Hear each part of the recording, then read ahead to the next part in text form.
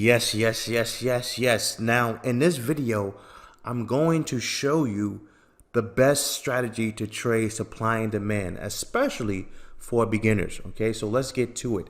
Now, for the most part, when it comes to supply and demand, when I look up videos on YouTube, in my opinion, it's very confusing, and a lot of these guys have levels that are so far away. So let me give you a good example. Let's say that the market decides to reverse right here, right? Let me show you real quick. So let's say the market decides to reverse right here, right?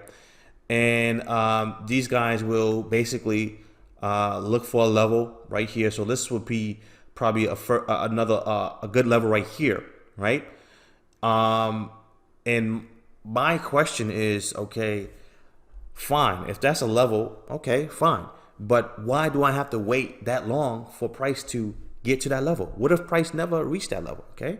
So my thing is, I want to trade right now. Okay. I have no problem to be, with being patient, whatever the case is. But I mean, waiting 4 weeks or a couple of weeks or 1 month for one trade, I mean, it's ridiculous. So my thing is, you don't need to wait that long for supply and demand. Okay. Now, another thing is, let's say the market decides to reverse right here. This could be a strong reversal, and it could blow right past that zone, right? The best thing to do, all right, in my opinion, if you want to trade like that, is to wait for price to blow past one of these zones, and then wait for that next zone. It's probably better to wait for the next zone, because most likely price will find resistance at that next zone. Okay, the first zone prices might blow right past it, but that's not what we want to talk about today. We want to talk about the best strategy to trade supply. Well, what I think, okay, is the best strategy. I think the best way to trade supply and demand, guys, is with the trend, plain and simple. Okay. Now, let me show you exactly what I mean. Hold on.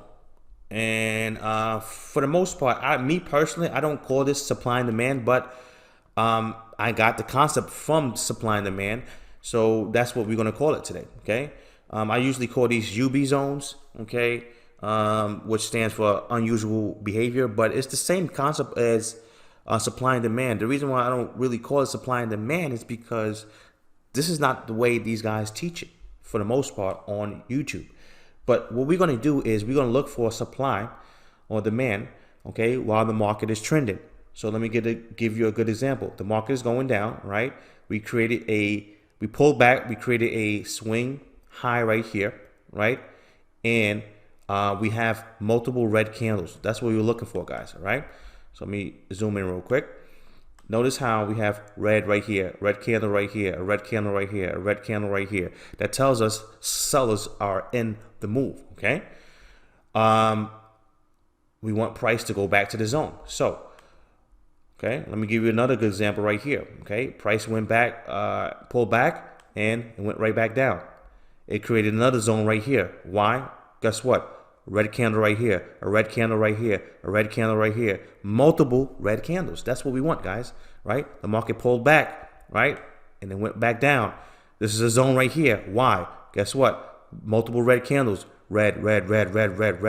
Okay, so what I'm going to do right now is I'm show you how to play these zones. So let me erase this real quick. All right, so the first zone is this right here. We have multiple red candles right here. Let me erase this real quick. So this is our first zone right here, guys. So what we're going to do is we're going to put this as a zone. We'll actually just put like this, okay, zone right here. All right. Now, you see, notice how price went into the zone and it sold off right here.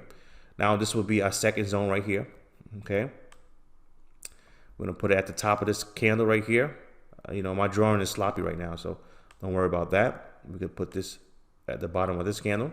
Notice how price went to the zone right here. It just touched it a little bit and then it went down. Okay. Hold on. Let me try to. Hold on. Let me just draw this out a little bit. Okay. So let me go to the next zone right here. The next zone is right here, guys. All right. Top of that candle, below this candle right here. Price went into the zone right here, sold off. Okay. Now, let me show you how to play these zones, because there's a couple of ways you can play these zones. You can just wait for price to pull back into these zones, and you can go with a limit order. And what that simply means is, as soon as price gets there, you have your order set already. And as soon as it gets to that level, voila, you are in the move, and you're waiting for price to turn down. That's one way. But since most of you guys are beginners, okay, the best way to trade supply and demand, guys, especially if you are a beginner, is wait for confirmation. Let me say that again. If you are a beginner and you don't understand supply and demand, and you're having trouble with supply and demand, the best way to trade it, okay, wait for confirmation. So let me give you some ideas. Confirmation for the first one. Okay, let's say you want to wait for a pen bar or a doji bar. Okay, so those are two confirmations you can wait for, right? So notice how price went into the zone right here. It gave you a nice little doji right here. Let me zoom in a little bit. Okay, gave you a nice little doji right here. As soon as price goes underneath this doji, you can actually put your sell stop right here and wait for price to go down. Right? Notice how price pulled back to the zone right here, and then it didn't give you a doji. Well, who cares? You skip the trade. Okay. Remember, we are waiting for confirmation. You don't have to take every single trade.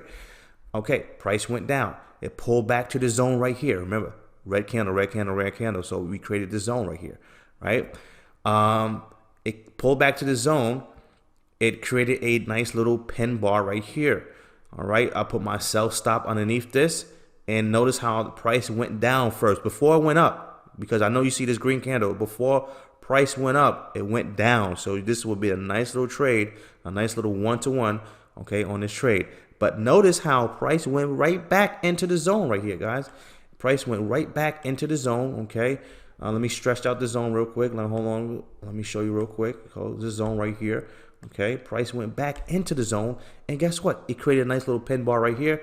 Put your sell stop underneath here, and then voila, okay? Now, let me zoom out a little bit and show you exactly what I see.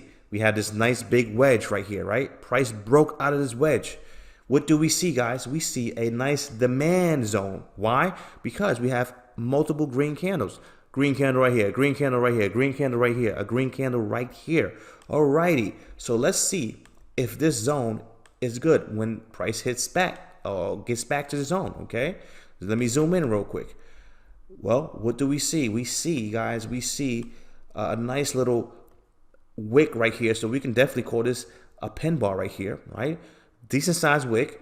It gave you a nice little one-to-one, okay? Depending on how much you want to risk or what target you're looking for.